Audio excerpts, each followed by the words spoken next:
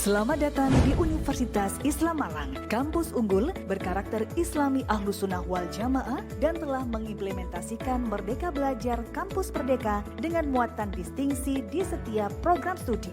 Berbagai pilihan program studi telah didukung oleh fasilitas lengkap, laboratorium modern, dan SDM yang berkualitas.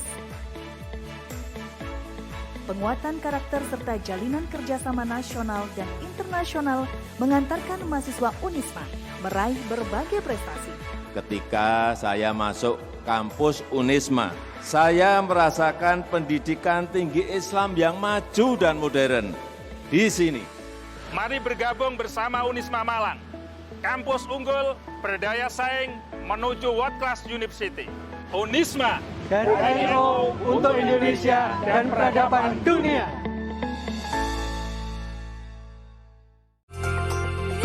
Grandeur of the past. Wondrous ancient architecture. And the outstanding universal values behind.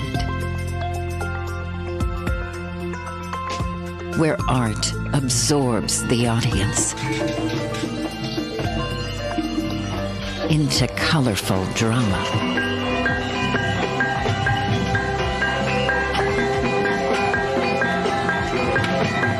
Still, the exotic mesmerizes. Extraordinary feasts exhilarate.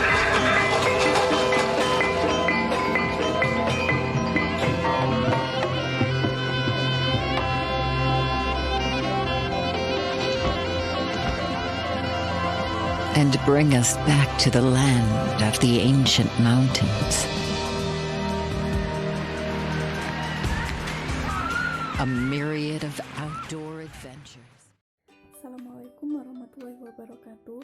Perkenalkan, nama saya Nai Luhurin, NPM 21901081491. Di sini saya akan mempresentasikan tugas perilaku organisasi dengan dosen pengampu Dr. Insinyur Joni Harijanto, MDM. Materi yang akan saya presentasikan bertema dinamika kekuasaan dalam perubahan organisasi.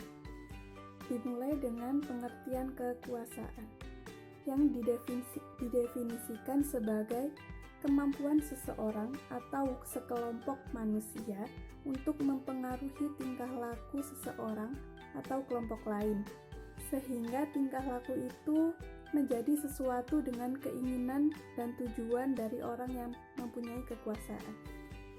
Kemudian, perubahan dalam organisasi, yaitu merupakan tindakan beralihnya suatu organisasi dari kondisi yang berlaku saat ini ke kondisi yang akan datang, guna meningkatkan efektivitas.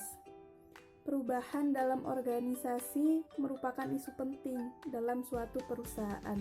Perubahan dapat memberikan kesempatan bagi organisasi untuk meningkatkan kinerja dari yang sebelumnya. Lalu organisasi sendiri memiliki pengertian sekumpulan orang yang ingin mencapai tujuan yang sama. Organisasi terjadi ketika orang-orang bekerja sama untuk mencapai tujuan tertentu. Hal ini bisa terjadi melalui serangkaian kegiatan yang dirancang dengan sengaja, membuat improvisasi atau kombinasi dari keduanya. Kemudian dari tema yang saya angkat ini akan saya analisis dengan komponen TTSO, yaitu tujuan, target, strategi, dan output. Dimulai dengan tujuan. Yang pertama, Clegg, Hardy, and North tahun 1996 menyatakan bahwa dalam perubahan organisasi, kekuasaan umumnya yang digunakan oleh para CEO, manajer puncak, manajer, konsultan, dewan direksi, karyawan, dan kelompok kepentingan lainnya, yaitu tujuannya adalah untuk mengelola dan mempengaruhi proses perubahan organisasi menggunakan taktik kekuasaan. Lalu, dalam pandangan manajemen tradisional, tindakan manajemen diambil untuk mempengaruhi proses perubahan organisasi dengan kelompok lain. Selain itu juga dipandang sebagai resistensi terhadap perubahan karena tindakan tersebut berada di luar kegiatan yang sah dari program perubahan. Yang kedua yaitu target. Di sini kekuasaan yang didefinisikan sebagai kemampuan seseorang atau sekelompok manusia untuk mempengaruhi tingkah laku seseorang atau kelompok lain sehingga tingkah laku itu menjadi sesuai dengan keinginan dan tujuan dari orang yang mempunyai kekuasaan itu. Jadi oleh Pettigrew tahun 1977, definisi ini telah menempatkan proses konstruksi simbol sebagai resistensi terhadap perubahan karena tindakan tersebut berada di luar kegiatan yang sah dari program perubahan. Kemudian strategi. Kekuasaan, perubahan organisasi, dan resistensi adalah konsep terkait yang sangat erat. Jadi dalam proses perubahan berbagai aktor berperilaku untuk mempengaruhi satu sama lain. Jadi akibatnya karena konsep kekuasaan melibatkan kekuasaan atas orang lain. Penggunaan daya dapat dengan mudah menyebabkan resistensi. Yang terakhir adalah output. Jadi menurut Falk dan Yuki tahun 1992 menyatakan bahwa proses kekuasaan dan kepemimpinan yang sama sebaiknya akan menyebabkan kepatuhan atau bahkan komitmen terhadap upaya perubahan itu sendiri. Jadi, hal ini bermakna bahwa dalam perubahan organisasi, bagian dari dinamika kekuasaan untuk kelompok yang terlibat dan upaya pengaruh dapat ditampilkan secara langsung dan secara sadar oleh agen. Namun, dinamika kekuasaan juga bisa lebih sulit untuk mengamati dan kadang-kadang juga mereka bahkan tidak sadar.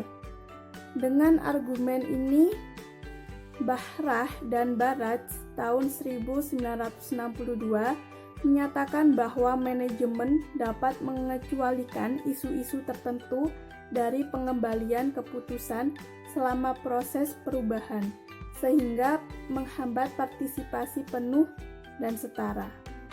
Jadi, dapat ditarik kesimpulan bahwa hasil dari proses perubahan tergantung pada cara di mana dapat memberikan hasil. Jadi, perubahan jangka panjang tergantung baik pada penggunaan alat-alat yang efektif oleh para manajer perubahan dan cara individu yang bekerja dalam organisasi merasa dalam konteks kerja baru mereka. Sekian, terima kasih. Apabila ada kesalahan dalam penyampaian presentasi ini, saya mohon maaf. Wassalamualaikum warahmatullahi wabarakatuh.